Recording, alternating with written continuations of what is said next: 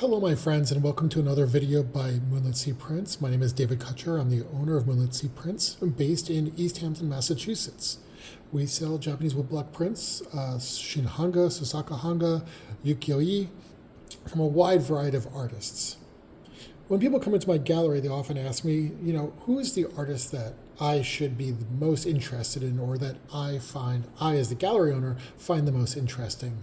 And I always come back to one artist in particular. His name is Shiro Kasamatsu. And today I'm going to talk about why I come back to him every time as perhaps my favorite artist of Japanese woodblock printmaking, especially of the 20th century. So Shiro Kasamatsu was born in 1898, died in 1991, had a long and distinguished career. His printmaking spanned almost 60 years, actually a little over 60 years of printmaking.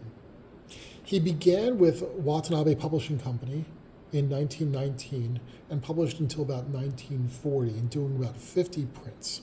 So we're going to start with his Watanabe works.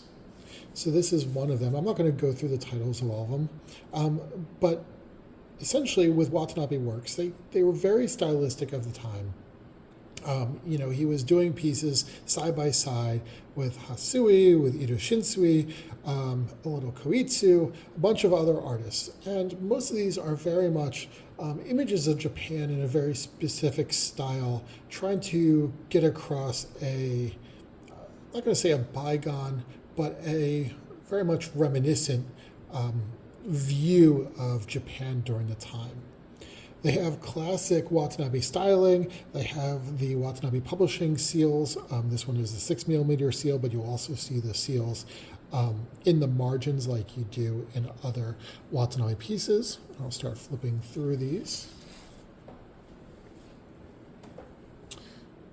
These pieces generally have very good detail, lovely color, being that they're Watanabe and they're shin-hanga.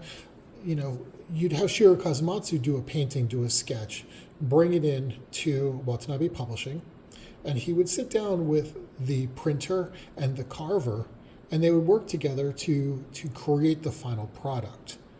So it was a team effort to create this final printed image, much in how shin-hanga worked.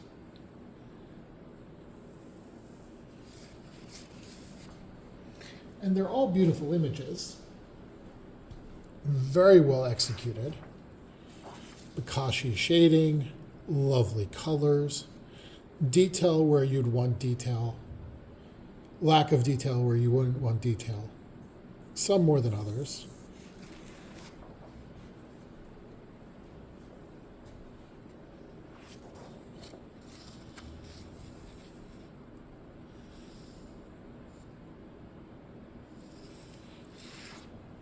Excuse the silence as I just flip through some of these pieces for you.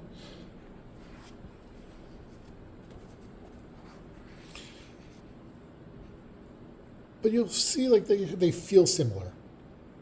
They're all, like I said, well executed, lovely color, lovely detail, great carving, great printing. But very similar in their senses of melancholy, senses of quiet, senses of introspection.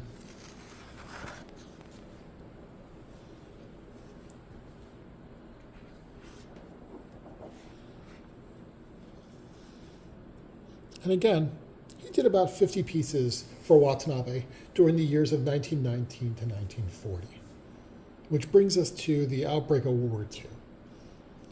During World War II, or somewhere around this time, it's thought that he had a falling out with Watanabe Publishing, that he started working with a rival publishing company called Kinjiro,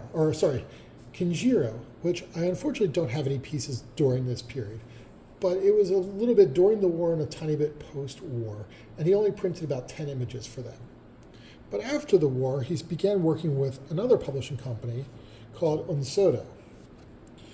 Now, with Onoto, his style isn't as precise anymore.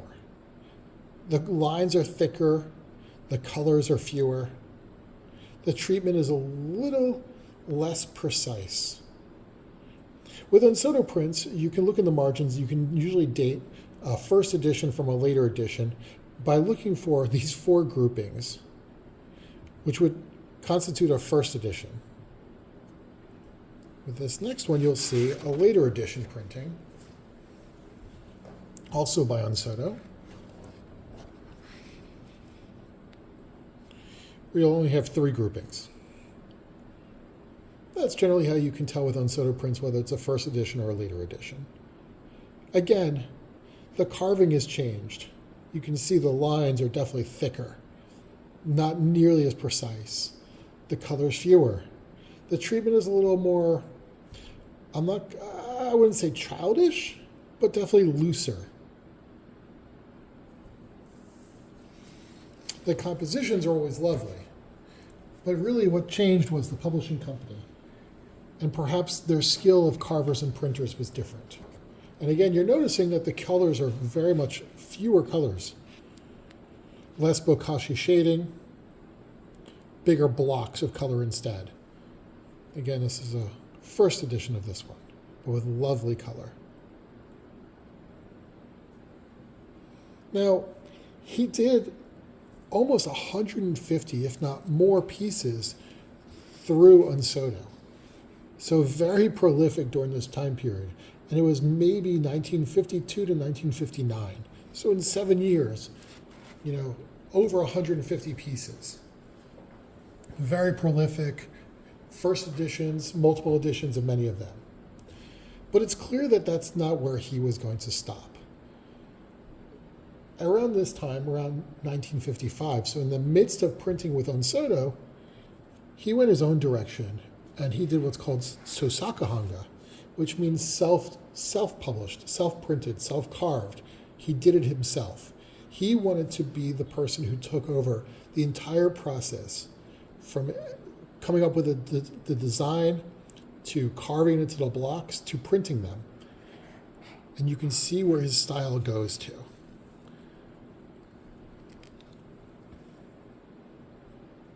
This is where I start to get very excited about his work, because I love the way he executed these pieces. You can tell that this is much more him, that him unfiltered is coming out on the paper and in these designs and in these printings. You'll see down here they're pencil numbered in editions. So this is 110 out of 200 in the B edition. So some of these don't have A, B, C, or D. They just would say a number. And then if that was a well-received print, he would do a second printing, and you would have a B. And if it was a really well-received, you have a C or a D. Some of these, you just see the number, so it might just say 110. And I feel like he might have started to print and been like, oh, yeah, this one, people seem to like this one. Okay, I'm going to call this an edition of 200. And that's when he would do /200. It was kind of like, I'll see where it goes. I'll see if people like it. And then I'll say, okay, I'm going to cap this at 200. But again, you can see he limited the colors, limited the designs. Feels much more singular. But that's not to say he couldn't use multiple colors. This again is a self-printed one from a little later, 1967. This one's 192 out of 200, so you don't see it doesn't have an A, B, C, or D. It was just the first edition. He hadn't yet decided whether he was going to do a second edition, even though he was getting to the end of his edition printing.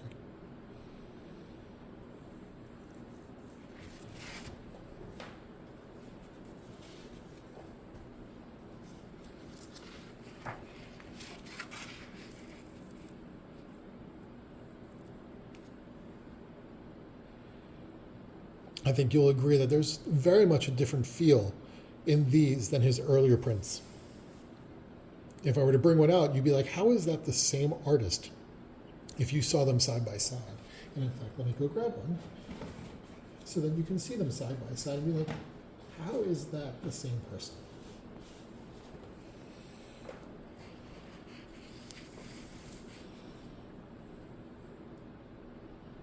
And that's why I think it's lovely to see his progression over this 60-year career.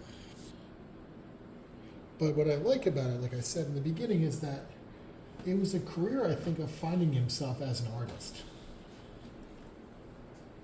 That while he started in one direction as a team player with shin-hanga, with Watanabe, that really it wasn't until the mid-1950s, when he himself was in his mid-50s, that he really found his artistic voice. That he found his expression on paper when he took it over and did sosaku-hanga instead of shin-hanga. And these last two are actually my absolute favorites of his. I have this one, which I'm showing. I have another copy of it in my own private collection. And this is 243 out of 300. So clearly he knew this was going to be a good seller.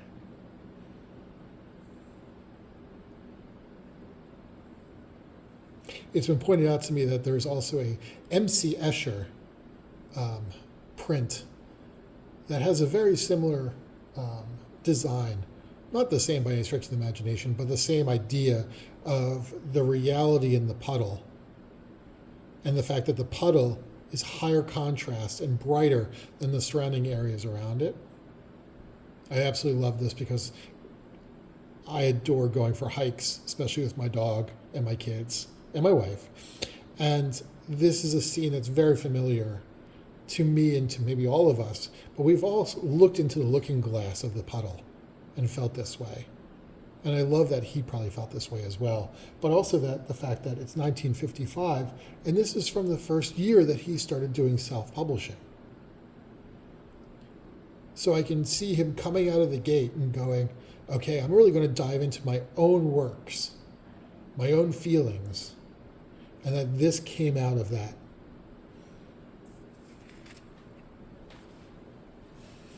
And another one of my absolute favorites.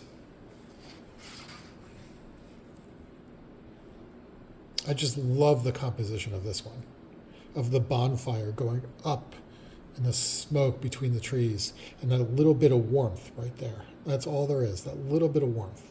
And this one is just numbered, simply number 56. That's it. Nothing else.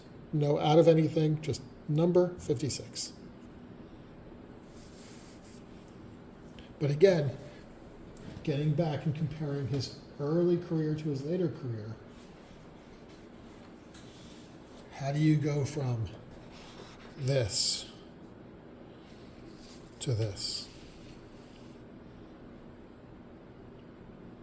He's a very special artist, and I feel completely underappreciated, especially in like how many other artists can you think of that have made this kind of leap in their art over that 60-year career of theirs? How many have published nearly as much artwork as he has and gone from that starting point to this ending point?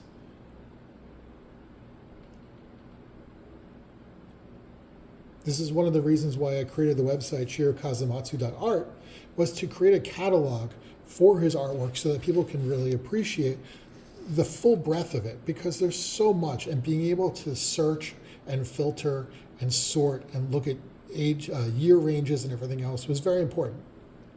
But one of the other reasons why I created it is that, frankly, the only catalog on him that I can find that's comprehensive is this one. The only problem for us Westerners is that it's all in Japanese. There's nothing online, which is why I created the online shirokasamatsu.art catalog, was I wanted to capture and be able to showcase all this art of him as much as I could in a way that more people can appreciate. But in addition to that, like I was saying earlier, if we look at some of his pieces like this one, and let's say this one had edition A, B, C, or D, as a collector, we don't know how many were published in edition A of this piece, or whether there was a B edition, C edition, or D edition. So that's in the catalog site that I'm building. There will be that information as we see it. so that you as a collector or appreciator of Shiro Kasamatsu's art will know that maybe there was only 100 of this print ever published, because he never did a B edition and the only number we can find goes up to 100. Or, for example, getting back to the Watanabe piece, this one has the 6mm seal, but we don't know, or most people don't know, whether or not there was a Watanabe B seal, D seal, E seal, F seal. What seals can we find on this piece showing us early editions of this print? So this is all going to be captured, or is being captured, in the catalog website that we're building. And we're doing this, like I said, as an act of love for this artist and appreciation for this artist and his art. That we hope that more information, putting out more information about what's available, will help us understand him more, as well as facilitate better collecting of his work in the future. Again, this is the work of Shiro Kasamatsu. Thank you for listening. Hope you enjoyed.